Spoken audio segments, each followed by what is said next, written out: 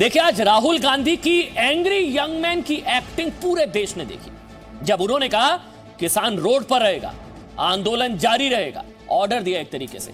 लेकिन सबसे पहले यह तस्वीर देखिए जब राहुल गांधी पत्रकारों से बात करने पहुंचे। ये देखिए तस्वीर इस वक्त आपकी टीवी स्क्रीन पर, तो उनसे गर्मी बर्दाश्त नहीं हुई।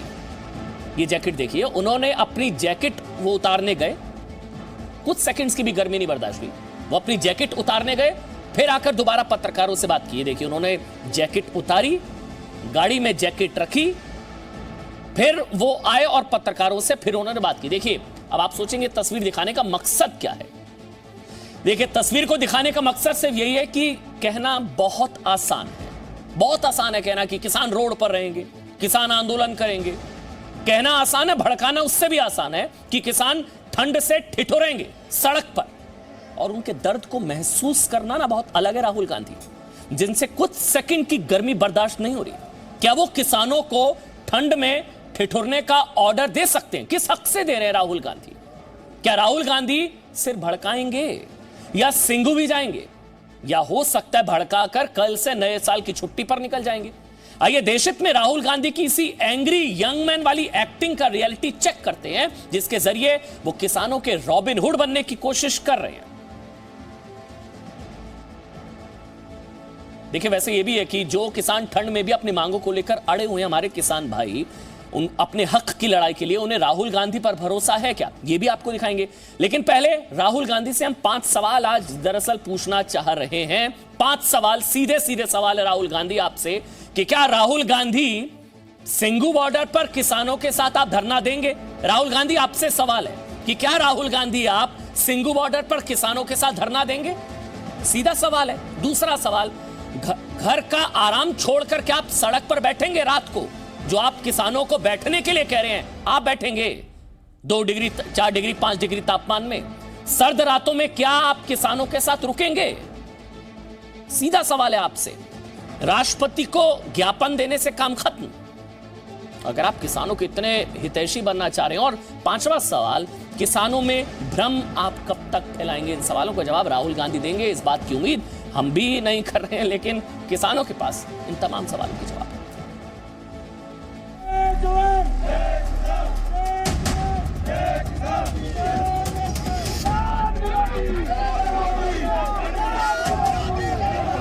इन कानूनों को हटाना ही पड़ेगा, विद्रोह करना ही पड़ेगा। किसान अपना आंदोलन खुद देख रहा है, किसी राजनेता की जरूरत नहीं। किसान वापस नहीं जाने वाला है। राहुल गांधी जी, हमें आपकी कोई जरूरत नहीं है।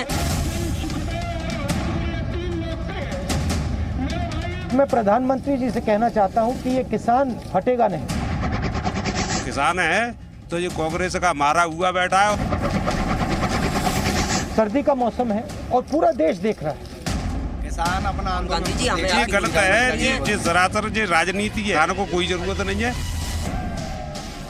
सही कहा आपने राहुल गांधी जी, सर्दी का मौसम है और पूरा देश देख रहा है कि कैसे कड़ाके की ठंड में हजारों किसान ठिठुर रहे हैं। और आपसे ठंड की धूप भी 1 मिनट के लिए बर्दाश्त नहीं हो रही है। आपकी इस गर्मी को किसानों ने भी देखा और पूरा देश भी देख रहा है। सर्दी का मौसम है और पूरा देश देख रहा है कि किसान दुख में है, दर्द में है और मर भी रहे हैं। प्रधानमंत्री को सुनना ही पड़ेगा। प्रधानमंत्री क्या सुनेंगे क्या नहीं, ये प्रधानमंत्री जाने। लेकिन आज आंदोलनकारी किसानों ने जी न्यूज से कहा कि राहुल गांधी को लेकर उनकी बात पूरे देश को सुनाई जाए और राहुल गांधी तक भी किसानों का संदेश पहुंचाया जाए। हम राहुल गांधी से आपके माध्यम से कहना चाहेंगे कि राहुल गांधी जी, हमें आपकी कोई ज़रूरत नहीं है। हमारा किसान है, हम अपने आप अपनी लड़ाई हम अपने आप लड़ेंगे, आपकी हमें कोई भी ज़रूरत नहीं। प्रदर्शनकारी किसान राहुल गांधी से सामाजिक दूरी बनाकर रखना चाहते हैं, लेकिन राहुल गांधी समझते हैं कि 2 घंटे में एंग्री यंग मैन की एक्टिंग करके वो किसानों के हीरो बन सकते हैं। आज कृषि कानून के विरोध में राहुल गांधी कांग्रेस के 2 वरिष्ठ नेता गुलाम नबी आजाद और अधीर रंजन चौधरी के साथ गाड़ी में बैठकर राष्ट्रपति भवन गए। राष्ट्रपति को ज्ञापन सौंपा। मीडिया से 13 मिनट तक बात की। जब तक ये कानून वापस नहीं लिया जाएगा, इससे पहले पार्टी दफ्तर के लॉन में हुई बैठक में भी वो शामिल रहे। कुल समय जोड़कर अगर आप हिसाब लगाएं तो राहुल गांधी ने 24 घंटे में से सिर्फ 2 घंटे किसानों के नाम पर खर्च किए, जबकि किसान 2400 घंटे दिल्ली बॉर्डर पर इस सर्दी में आंदोलन कर रहे हैं। 29 दिनों से जारी आंदोलन को देखकर अगर आप तुलना करें तो किसान करीब 700 घंटे से अपनी मांगों को लेकर सड़कों पर है, लेकिन राहुल गांधी इन 29 दिनों में से करीब 3 घंटे ही किसानों के लिए घर से बाहर निकले। पहली बार 9 दिसंबर को तब राहुल गांधी विपक्ष के उस प्रतिनिधिमंडल में शामिल हुए जिसने कृषि कानून के विरोध में राष्ट्रपति से मुलाकात की, और दूसरी बार आज राहुल गांधी की भाषा आज ऐसी थी जैसे किसान आंदोलन कांग्रेस ही चला रही हो। और मैं प्रधानमंत्री जी से कहना चाहता हूं कि ये किसान हटेगा नहीं। प्रधानमंत्री को ये नहीं सोचना चाहिए कि किसान और मजदूर घर चले जाएंगे, नहीं जाएंगे जब तक ये कानून वापस नहीं लिया जाएगा। किसान है तो ये कांग्रेस का मारा हुआ बैठा है, और जो लपके लोग काऊ ने जो कोई कहा कि बंदर के हाथ में दयो नारियल वो इतना बिता लड़के रहो, कोई सख्त उधर ना बैठे रहो। कानून को एकदम वापस लीजिए, क्योंकि किसान वापस नहीं जाने वाला है। और हम सब विपक्ष की सब पार्टियां किसानों के साथ, मजदूरों के साथ खड़े हैं और खड़े रहेंगे। राहुल गांधी और किसान आंदोलन वो क्यों निभाएंगे? किसान संगठन इतने मजबूत हैं, उन्हें यहाँ पर ऐसी कोई वो नहीं है जो आप सोच रहे हैं कि राहुल गांधी को आ जाने से और आंदोलन की गति तेज हो जाएगी, क्योंकि हमारे संगठन इतने मजबूत हैं कि हम अपने आप में इतने सक्षम हैं।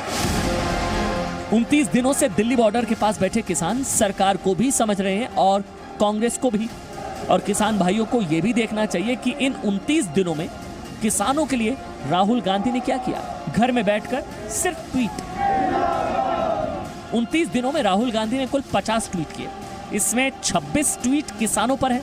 समझ गए आप? किसान आंदोलन के 29 दिनों में 26 ट्वीट किसानों पर, यानी हर दिन के हिसाब से एक ट्वीट भी नहीं। और प्रियंका वाड्रा ने इस दौरान कुल 22 ट्वीट किए, जिनमें 9 किसानों पर। प्रियंका वाड्रा का जिक्र इसलिए जरूरी है क्योंकि वो भी किसानों के समर्थन में आज सड़कों पर उतरी थी। राष्ट्रपति भवन के पास उन्हें हिरासत में लिया गया और थोड़ी देर बाद छोड़ दिया गया। सरकार जनता की आवाज से डर लगता है, भय है, इसलिए जब जब आवाज उठती है तो उनका ऐसा व्यवहार होता है। मैं कांग्रेस को, राहुल गांधी को खुले डिबेट की चुनौती देता हूं कि चलो आइए चर्चा करते। मैं सिद्ध करूंगा कि कांग्रेस ने किसान का हित को हमेशा कैसे अनदेखी किया। राहुल गांधी जो कुछ बोलते हैं उसको कांग्रेस भी गंभीरता से नहीं लेती। देश का तो सवाल ही नहीं उठता है। कांग्रेस की राजनीति तो देश 1947 से देख रहा है, लेकिन कांग्रेस के भाई बहन की राजनीति बीते कुछ समय से देश देख रहा है और समझ भी रहा है।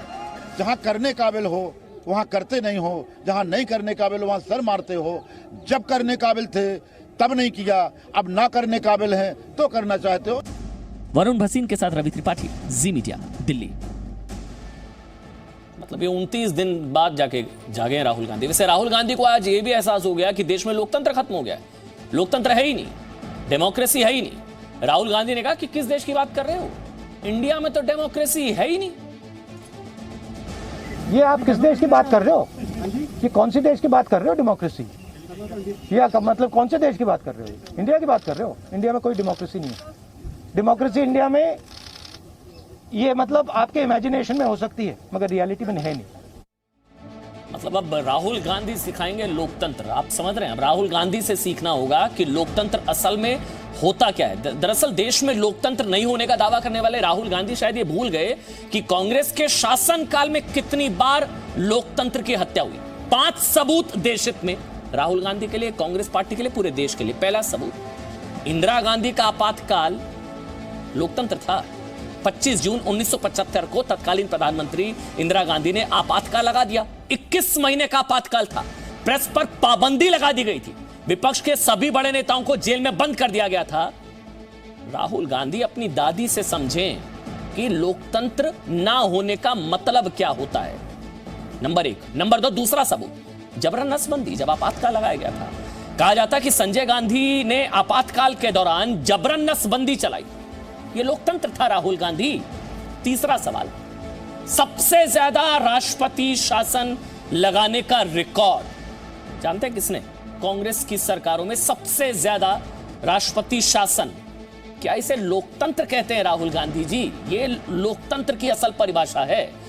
चौथा, 370 1954 प्रेसिडेंशियल ऑर्डर के जरिए रातों रात लागू करवा देना। जवाहरलाल नेहरू ने अनुच्छेद 370 लागू करा दिया जम्मू कश्मीर में, जिसका खामियाजा देश ने दशकों तक भुगता।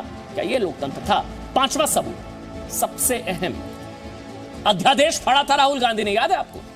वो लोकतंत्र था, वो लोकतंत्र का सम्मान था। जब राहुल गांधी ने तत्कालीन मनमोहन सिंह सरकार, यानी कि उनकी सरकार, अपनी पार्टी की सरकार का अध्यादेश फाड़ दिया, ये लोकतंत्र था। ये कुछ तल्ख सवाल, क्योंकि राहुल गांधी लोकतंत्र पर लेक्चर देना चाह रहे थे। वैसे राहुल गांधी ने सरकार से कहा है कि ज्वाइंट सेशन बुलाएं और कानून को वापस ले। पहले बयान सुनाते हैं, राहुल गांधी को संसद का गणित भी हम समझाएंगे। ज्वाइंट सेशन कीजिए और कानून को एकदम वापस लीजिए, क्योंकि किसान वापस नहीं जाने वाला है। और हम सब, विपक्ष की सब पार्टियां किसानों के साथ, मजदूरों के साथ खड़े हैं और खड़े रहेंगे। मतलब ज्वाइंट सेशन मतलब संयुक्त सत्र, संयुक्त सत्र मतलब लोकसभा राज्यसभा के सांसद। अब लोकसभा में सांसद 543 और राज्यसभा में 245, कुल मिलाकर 788 सीटें।